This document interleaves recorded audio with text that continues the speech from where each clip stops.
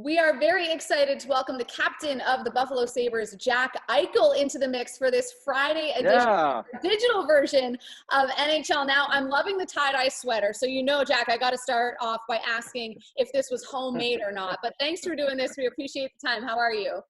I'm good. Thanks for having me on. I appreciate the compliments on the tie-dye. It looks good. Did you make it though?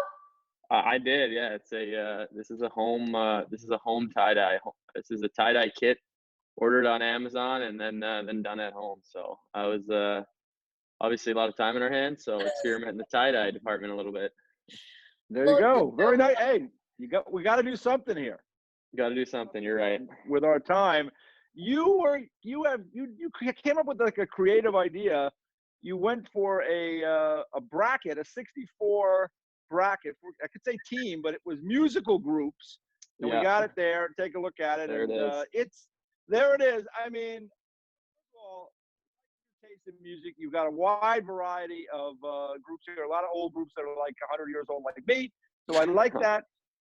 But Springsteen, a 7th seed. I mean, Jack. Who's that? Who's the 7th seed? Bruce Springsteen.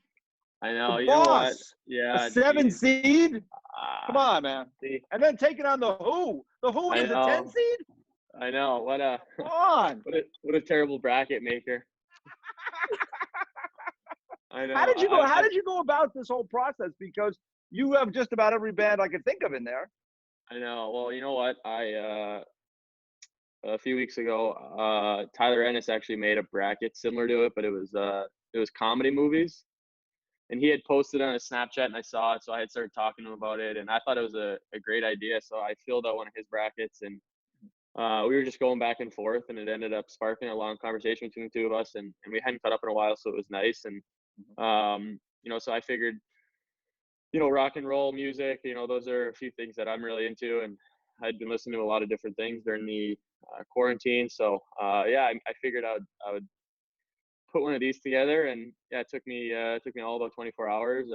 I kind of worked on it pretty diligently, and it was I think it's a cool idea. Obviously, I think the fans have had a fun time voting on the Instagram, on the bands every day, and so we're on to the round of 32 now, and maybe I'll post some more tonight.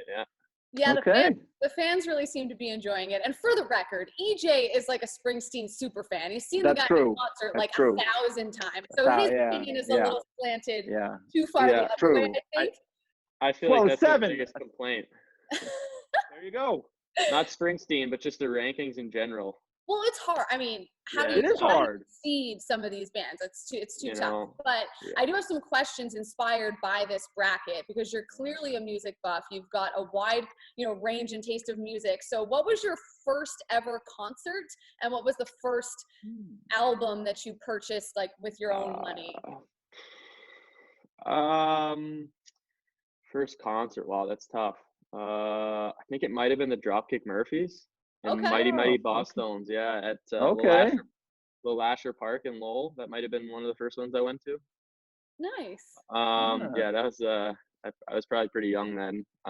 First album, I'd probably have to go rap, because when I was really young, I mean, it'd be a CD, not an album. But when I was young, I really liked the rap. So I feel like it might have been something like the Eminem Show or D12 World. Love it. Yeah. If you were filling this out, I don't know if you could tell us, because it might be kind of giveaway, but like, who would your winner be? Are you saving that? I am. Yeah. So yeah. I haven't released my own. I've filled one out, but I mean, it's kind of obvious. The number one seeds, you made the seeds. If the number one seeds are probably going to hold, I would think. I mean, I don't think I have. I know I don't have 4 number one seeds in my final 4. So that's a good little information. Yeah. I like that. See, now there's a little bit more intrigue, right? People watching, some 1 seeds are gonna take a fall here. But I got to give you kudos on making the bracket. It looks like from scratch. Like, you didn't hop on a computer and type it out. Like, it is old school. Drawn with a pen, it looks like. So kudos to you on that. How long did that take you? I had some time in my hands a couple Sundays ago, so I got the big piece of paper and busted out a ruler and just went to town. Yeah, it looks good. I mean, did you have to do a few versions of it? Because like, you make one mistake, you're done. Well, I did. I did a version prior, just to try and get the layout of it with a pencil, and then I did this version with the pencil as well and traced over with a Sharpie. Oh, you need it to look good. I mean, I feel like if it's not visually appealing to the fans, they probably aren't going to get too involved with it. So I wanted to make sure if I was doing something, I wanted to do it, make a nice product. Yeah. Let me ask you just one more thing about this. What was the toughest decision you had to make in terms of putting someone in or leaving someone off? Originally I had somewhere between 75 and 80 groups. So I had done the rankings. Obviously you have 4 1 seeds and so on, but I had done the rankings, and then I had done the rankings more or less based on my opinions, and I realized that probably doesn't line up with everyone else's opinion. So I revised the rankings with the help of a buddy, and then with the help of my dad a few times. So we obviously everyone's not always gonna be satisfied with the way that their favorite band or artist got ranked. But there's plenty of Cinderella, as I said, there's plenty of Cinderella stories in March Madness. So true. So we'll see what happens. Okay. Clearly you probably did well in classes in school when you had to like draw out the graphs and the chart, because you did a good job. But I want to ask you about your mom, because she works in the medical field. So obviously, the information and the conversations you're having with her are probably very centered around what's going on. And I know you've been a big part of helping with the Sabres get supplies out to different hospitals and that sort of thing. So how's your mom doing, and how much are you talking to her about what's going on in the world right now? Yeah, obviously she's well, first off, my dad had shoulder replacement surgery right before the quarantine started. So prior to all the madness, I think while we were still playing, my mom had taken an extended period of time off of work to try and take care of him at home. So she's actually not at the hospital, and the conversation I had with her, she's obviously feeling guilty about not being there. Her friends are there, but as someone who when it's your mom, obviously you want her to fulfill her work duty and be there, but obviously you want her to be safe, and that's what she cared about the most. So I'd be lying if I said I'm not pretty happy that she's not putting herself at risk every day. So in that sense, she's obviously not going into the hospital every day, and she's been working there for 40 years, and she's definitely paid her dues. So I give her credit on that. But in terms of the hospital itself, she's in contact with all her friends and the people that she's worked with for a while, and it seems like it's just a bit of a hectic situation.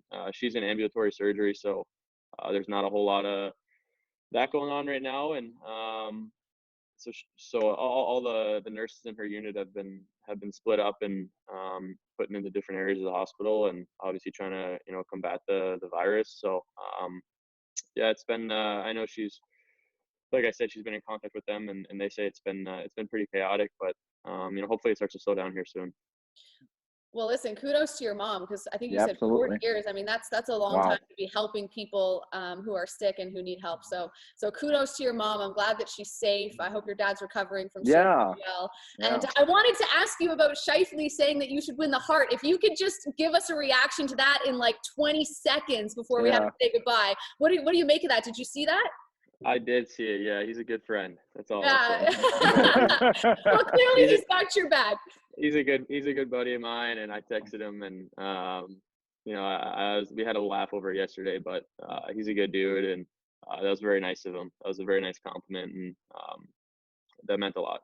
Well, hey, listen, the numbers are they stack up. So listen, he could be a friend, but he could be very much on point there. So.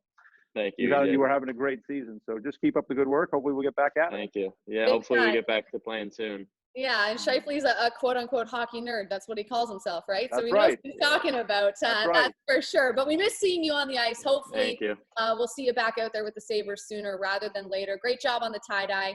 Enjoy what's left of quarantine. Have a great week, and we appreciate the time. Awesome. Thank you. Thank you both very much. All right.